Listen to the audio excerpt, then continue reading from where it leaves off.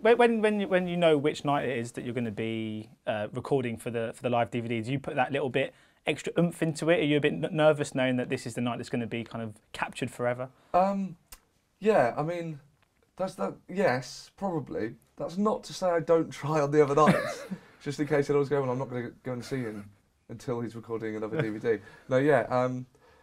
I suppose, in a way, it's probably the one where you can. You feel more restricted. You don't want to take a risk. You know, it's quite. I suppose. If it was a penalty shootout, right? Footballers. If it was a penalty shootout, it wouldn't be the penalty where I try and flick it. Do you know what I mean? The little toe plant and backspin. The Andrea Pirlo. Exactly, yeah. That guy. I wouldn't do that. I would just try and smash it in the top left corner. So that's what I tried to do at the Apollo, without sounding a bit too sort of macho. How was the gig? It was good. I smashed it in the top left corner. Is it quite hard then at the end of a tour to kind of differentiate between different nights, or do they all just kind of roll up into one? Everything rolls into one. Sorry, I thought that'd be a nice little quote. Just me going, everything rolls into one. No, but it's not just the tour shows. So everything rolls into one. It's more me. I don't know what day is what, and I just get confused very easily. Yeah, I mean, because it must be so. I mean, obviously it's great fun, but it must be so incredibly tiring. I mean, who would have thought that to be funny you'd have to work this hard? I know. Yeah. Tell me about it. See, what you do really is when you're a comedian, I've sort of lost track of how I imagined it to be now. But you know, when I was growing up and I'd watch sort of my heroes and the people that I think are brilliant, that still are brilliant, Jack D and Lee Evans. There's always this beginning bit at the DVD, or VHS as it was then, where they would sort of walk into the venue. Do you know the bit I mean? There's a sort of bit where there's like a beat. Yeah. They sort of walk backstage and they walk down the stairs and then they go on and bang, they're in that massive theatre. Well, now that I've been going, because that made it look really exciting. You go, I want to do that. Walking through a venue and bang, thousands of people make them laugh. That's incredible. Now what I think they should do is I think that the record should be sort of 8 hours long, and as soon as you press play on your DVD, you have to watch the performer get up, get ready, check his emails, answer some phone calls, leave the flat, get to King's Cross, sit on a train for about 3 hours, get off, change, probably have a coffee and like Pumpkin Cafe and read a paper and maybe get a donut, get back on another train. There'll be no seats. Stand in the bit in between the carriages, the vestibule. That's a word I know. Vestibule that no one ever uses. Stand there for another couple of hours. Then get off, get a cab to the venue, do a sound check. Check some more emails, and then do the show. So they're not on the. That's not on the DVD extras. No, that should be the beginning of every stand-up's DVD. I think you have to watch what they've done. What do you reckon? I don't know if it would sell, but I'd like to watch you on a train for 3 hours. Don't buy mine then. No. That's all it is. It's just a journey to a gig. But to be fair, if you live in Shepherd's Bush and the gig's in Hammersmith, it could only be 15 minutes. It was brilliant. Yeah. Walking to it was amazing. I got up at 5 in the evening. Absolutely amazing. Sounds like my job.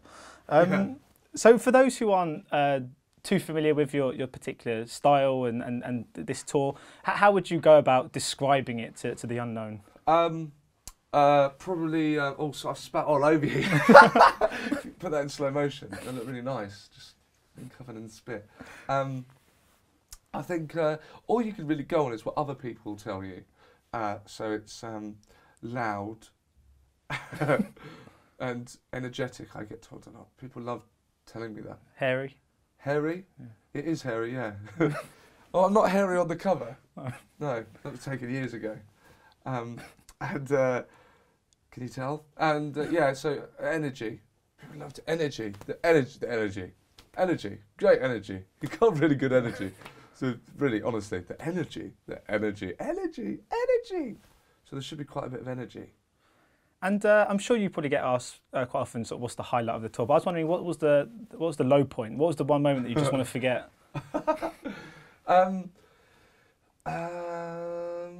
Liverpool.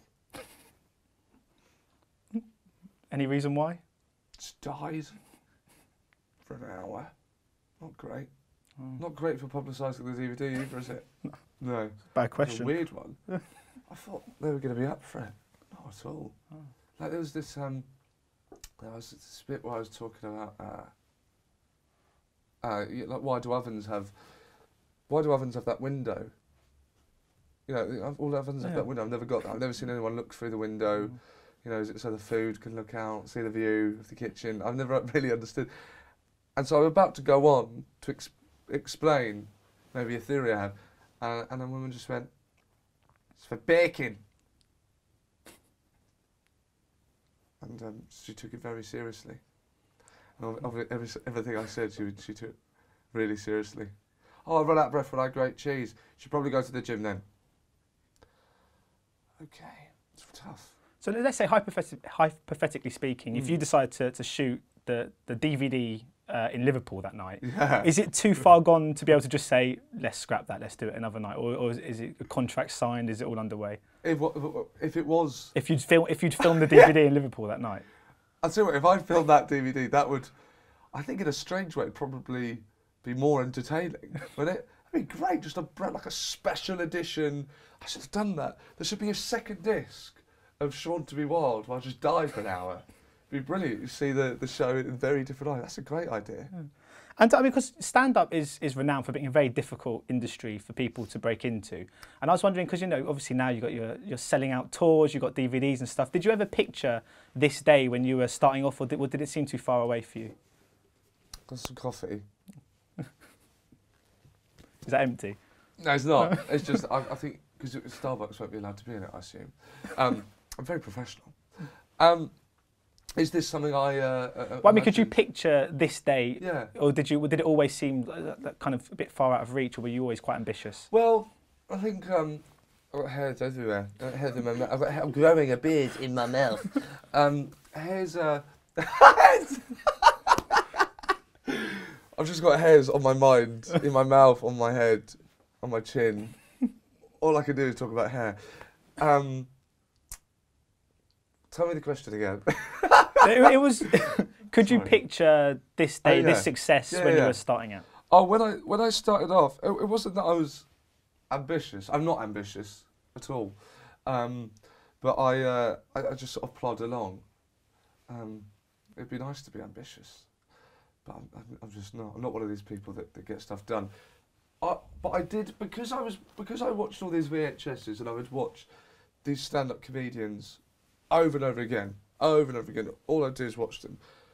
I did think that that's what comedy was. So I thought that if you were a comedian, no matter, like, I didn't realise you had to, you know, get to a certain level, as one would say. I just thought that if I was a comedian, I would play the Apollo. You know, so like, I was like, I'm going to do that then. Obviously, you don't start off at the Hammersmith Apollo. You start off at the back of a pub with a bloke saying, "Excuse me, mate, can I just finish my shot?" And you have to move out the way of the bloke so he can finish his game of pool.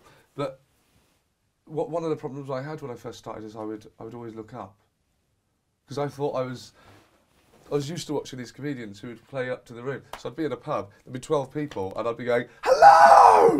How are you? How are you, the Queen's Arms? Are you well?" Die on my arse. Yeah.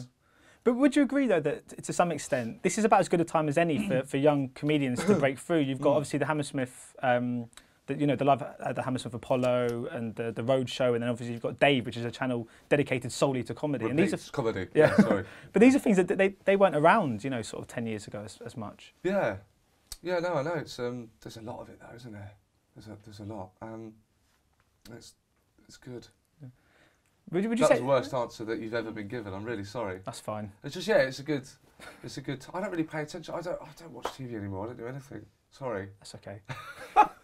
But would you agree, though, to some extent, that popularity is almost like a double-edged sword? I mean, if you look at someone like Michael McIntyre, who's sells out the O2 and all this stuff. He seems to be on the receiving end of more jokes about him than people kind of praising him, if that makes sense. Is that something you do agree with?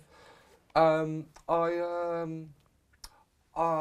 think no matter what you do, there are going to be, you can't please everyone. And I think someone like Michael McIntyre, who plays the O2, plays arenas, the amount of people that he's pleasing, the amount of people that are having a spectacular night when they go and watch him, I think that's enough. I think you've probably won. I think he's doing, all those guys are doing a wonderful job. Yes, now and again, you're going to get called a knobhead on Twitter, but I'm used to it. And of course, did you go back out on the road soon? Is it for the Lion King? It's very sporadic. Can you tell us a little bit about that show?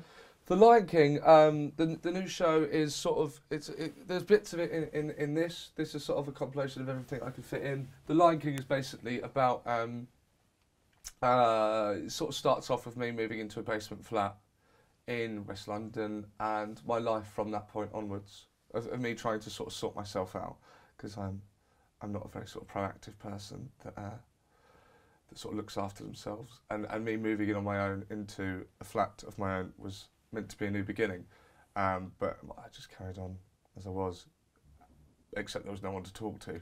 It was just really quick. It's just because we're a film site predominantly, so I was just going to ask, what's your favourite, funniest film?